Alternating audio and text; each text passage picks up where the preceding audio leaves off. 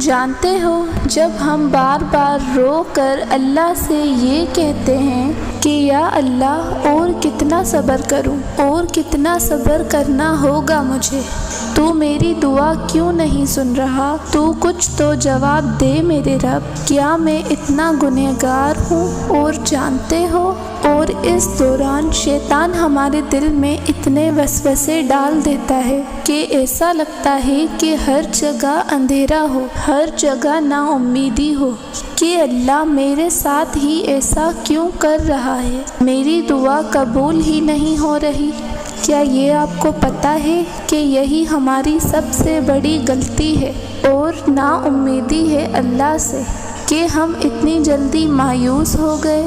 بلکہ اللہ تو ہمیں دیکھ رہا ہوتا ہے کہ میرا بندہ صبر کرتا ہے یا نہیں، اور تمہیں لگتا ہے کہ اللہ تو تمہاری دعا سن ہی نہیں رہا، بلکہ اللہ تعالیٰ نے تو خود قرآن پاک میں فرمایا ہے، اے نبی میرے بندے اگر تم سے میرے متعلق پوچھیں تو انہیں بتا دو کہ میں ان سے قریب ہی ہوں، پکارنے والا جب مجھے پکارتا ہے تو میں اس کی دعا قبول کرتا ہوں، لہٰذا انہیں چاہیے کہ میرا حکم مانیں اور مجھ پر ایمان لے آئیں تاکہ وہ ہدایت پائیں۔ جانتے ہو اللہ نے صبر کا لفظ قرآن پاک میں اتنی بار واضح کیا ہے، تو کوئی تو بات ہے نا؟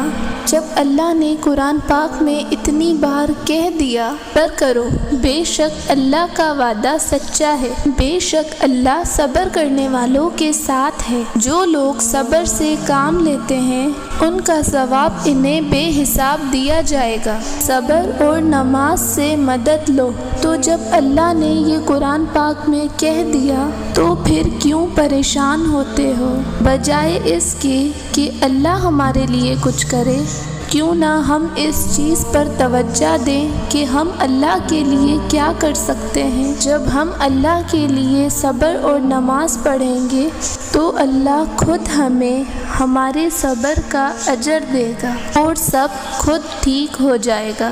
تو ہم اتنی سی بات کو کیوں نہیں سمجھتے؟ ہم اتنے بے صبرے کیوں ہیں؟ اگر آپ لوگوں کو میری بات سمجھ آئے تو ضرور میری ان باتوں پر عمل کر کے دیکھیں۔